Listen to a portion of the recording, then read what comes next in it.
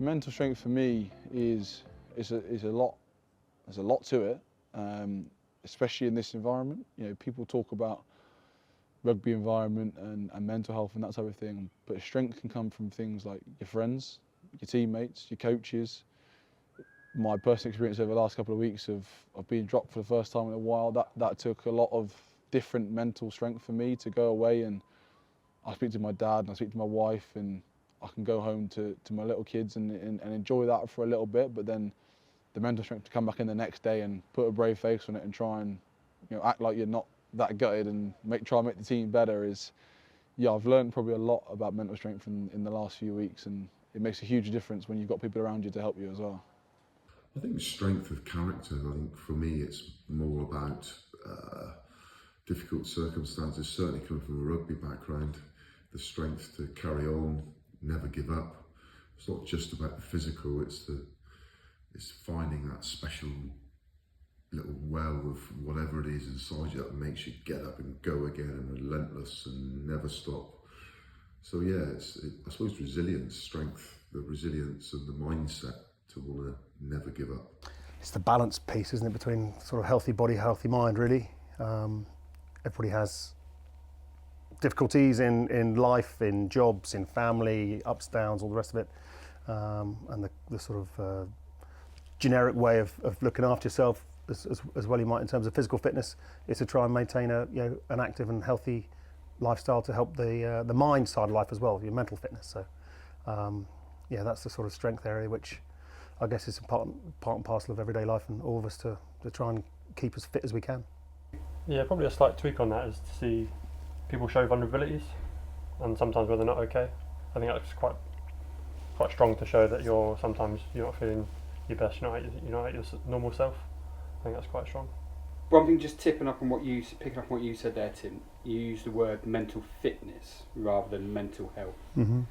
Do you think that's quite important that men especially describe it as mental fitness rather than mental health? For me, it's part of my sort of life these days. You know, I've had Parkinson's for 7 years almost, and part of that is issues with anxiety or depression, and so I know that any given day is slightly different. You can medicate things like that, but equally that mental fitness part of life is doing things that help you be in a better place than you otherwise might not be. So personally, yeah, because it's a movable feast. You could be fitter and you could be less fit.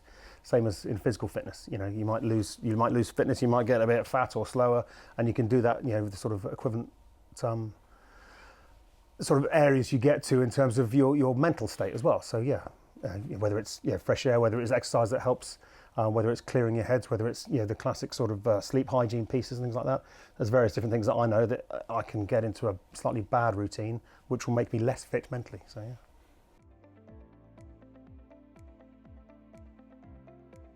yeah. There's a lot. Like, I would probably show that I was not mentally weak, but the different stresses I was having, you know, when I was tweeting fans and podcasts, and you know, I don't think anyone cares more about this club than I do. But that took mental strength to understand. You know, once I'd done that, regretted it, and then went on the podcast and sort of explained the different difficulties we have as a club and the difficulties the league has, the difficulty rugby has, and then people start understanding more about the situation you're in, and then they respect it more. You gain that trust, you gain that respect, and yeah, that was probably a big moment for me in terms of that takes a good amount of mental strength to go from having games where, you know, everyone else in the team had been rotated out for whatever reason. You know, I was the one that stayed in, and I'd never shy away from that. But the reaction of that probably took a different type of mental strength that I've been used to, and one that made me grow as a person, hopefully. Stu, do you think sport helps with mental fitness?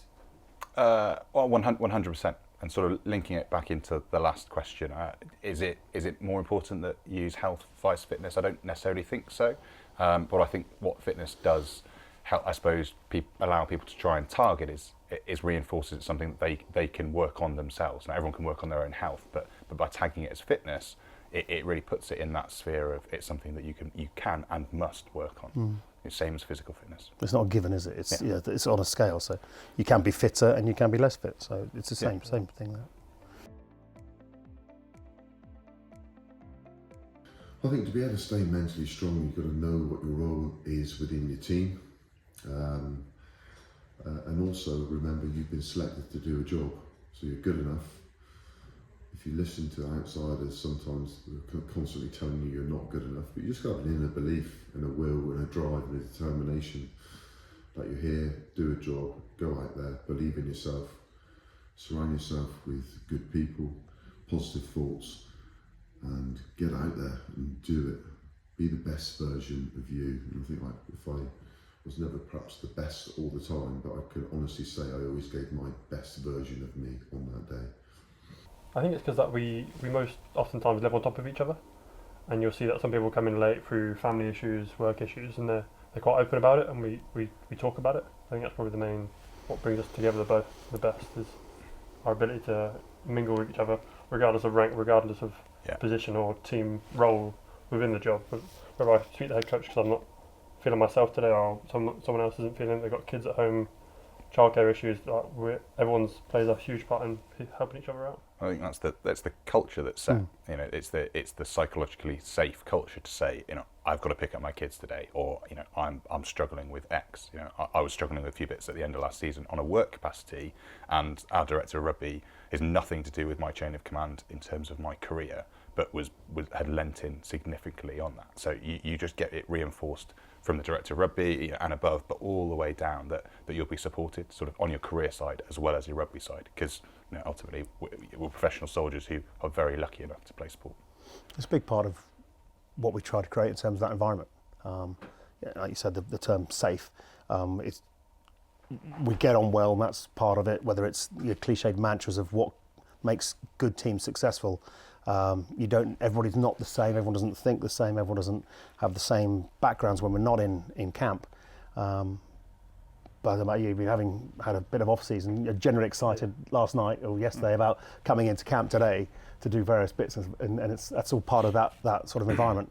And it does feel supportive, I hope, and it's something you want to be a part of, and you know that you're going to have opportunity to spend some decent time on and off the pitch with mates and colleagues, and if there is stuff that's going on where you spend, you know, having a brew or over feeding times, whatever, you can have a chat, and you know that people will listen to you, and people will hopefully try and support you. Yeah, it's the off pitch is as important, if not more important than the on pitch, and we are given, you know, we're given a bit of time to focus on that. And like I said, because we live on top of each other, need to have a bit of a blowout at times. Exactly that, and it happens. And I'd like to think that arguably that part of the environment has just as much impact in the team strength as the lifting tin and run around out there. So. Because more times I'd see you boys than I would my own family. I'd know more. That's what, yeah.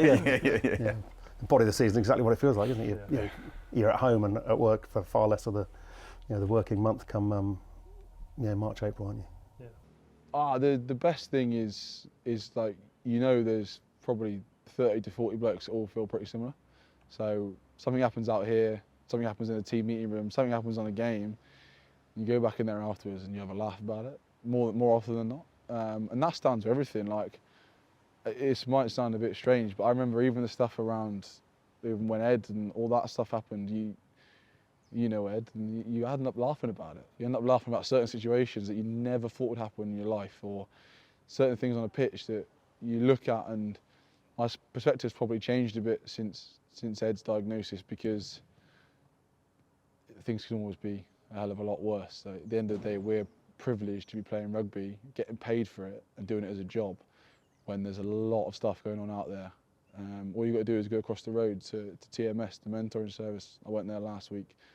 There's kids in there that are really struggling, and they're across the road from this place, and you can go in there and make their day, and then you think, why was I so worried about something that was on a rugby pitch? You know, there's a lot more to it, and to be fair, it's probably taken me 12 years of my rugby career to realise that. But once you do, I think you become a better player because of it, and especially a better bloke around the squad, definitely.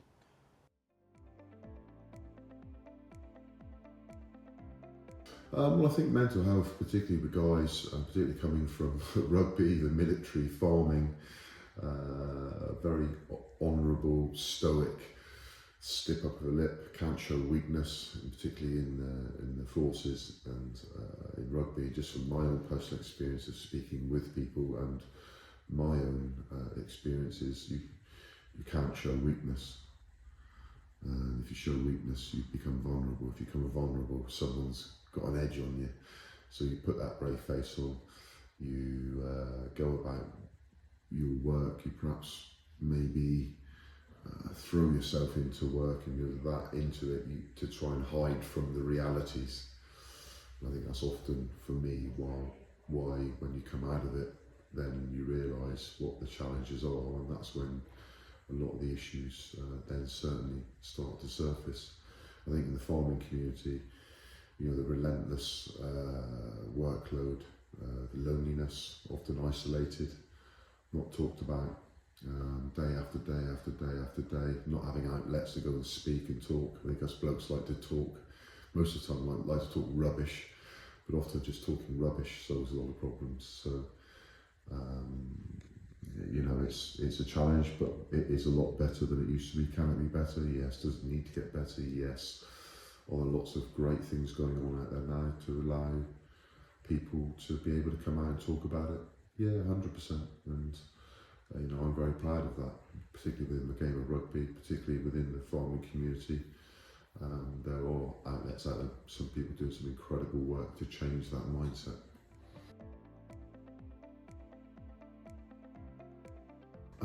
I think sometimes it's very individual, but for me, stress and well-being or mental health, how do I cope?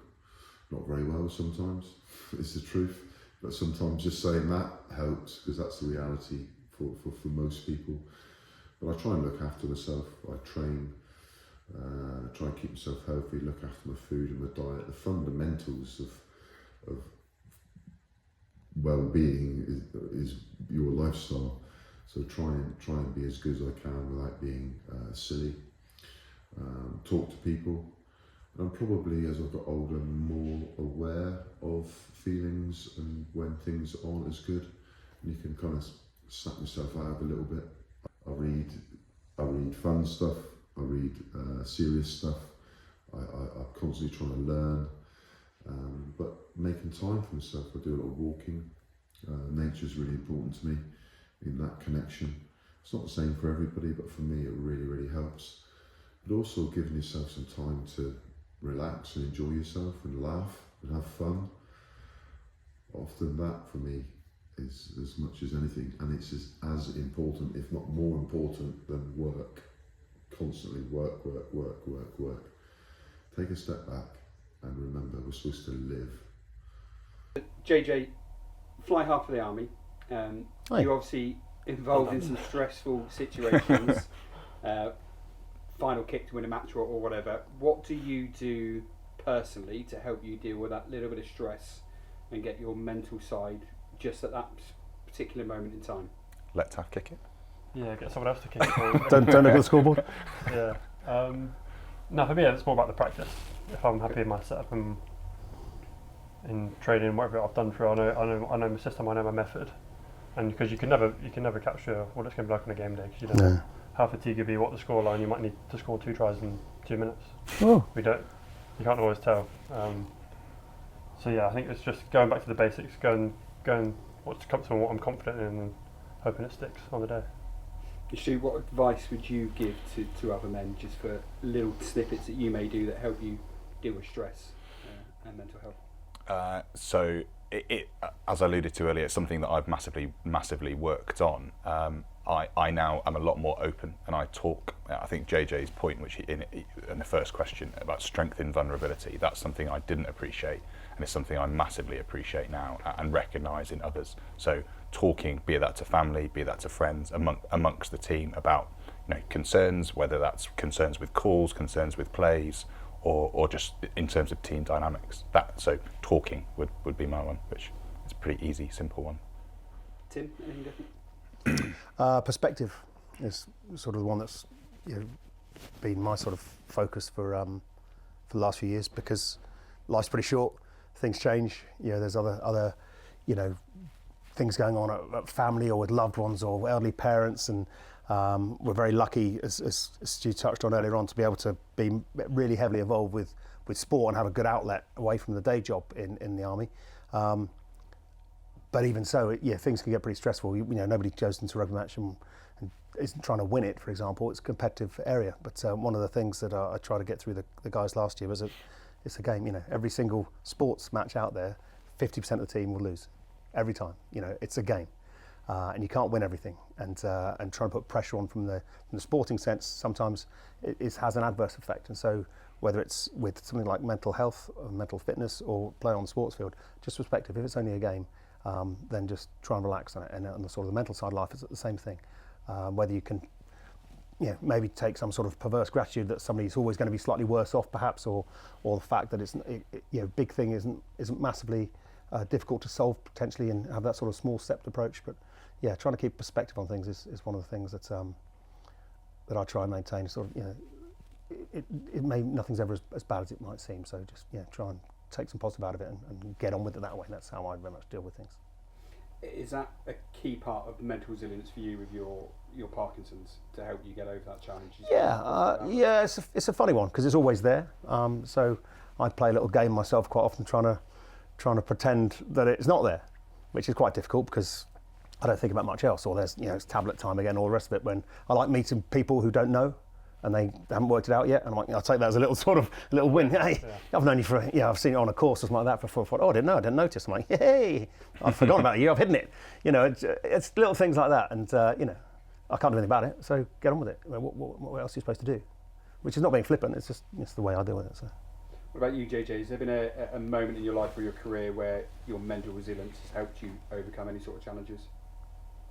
No, not too many. I think my Army career isn't as fruity as maybe some others due to the amount of sport I've been playing. So no, I couldn't comment on that one. You Stu?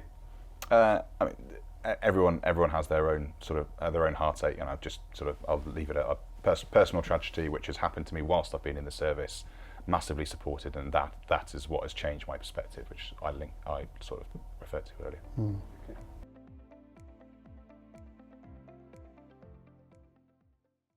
Ultimately, teamwork and community for well-being, I think, is probably the most important. When you feel connected with somebody or an entity, and you're not feeling great, you can go to that circle. You feel safe, you feel valued.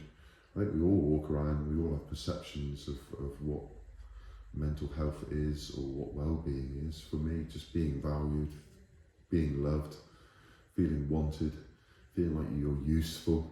So, and community and teams and being part of something for me has always been hugely important. When I first started my rugby career, why did I go walk into Bude Rugby Club? Was it to play rugby?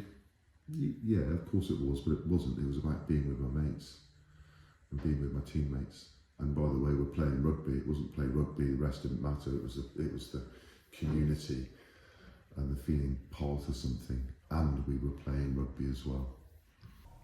So you've all talked there about talking to each other and being open about mental health. Is it easier within a sports team than your chain of command to talk to people around you, do you feel? I'd say so, because for the majority, you can't be best mates with everybody, but we are a team here, and a lot of people have been in this team for 10 years who have really strong connections here. So it's far easier to speak to your friends, be that civilian friends, work friends, than it is necessarily to open up to a chain of command. And I think it allows that nice little bridge. You can articulate something here and then get some advice, which then will allow you to go forward to your chain of command if needed. Yeah. I'd throw. Yeah, I agree with that. And it's a different environment. Like you say, we're living on top of each other and eating, sleeping, training, all the rest of it for big chunks of time. And you can tell, because it's not a work environment where you're, slightly different, objectives or tasks or outputs, whatever. So it's probably a little bit less formal and a bit more social. Yes. And so you can tell a lot more. People will be a little bit more open. You can tell a lot more about whether somebody's on it today or not, or somebody's not quite themselves for whatever reason, and you have that. You don't get that in the work environment as much, which I think is probably perfectly understandable. Maybe in a shop floor, when you're deployed and stuck in a tight troop location where lots of lots of people in a short space of time, then yeah, but that happens less frequently perhaps these days than it once did. But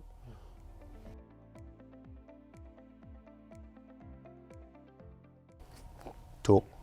Yeah. Yeah, talk and get out Talk. and do sport or do some sort of activity. In terms of mental strength, I would say use the people around you, because there's normally a lot more people there for you than you think. And then there's also people out there that require your help that you probably don't think require your help.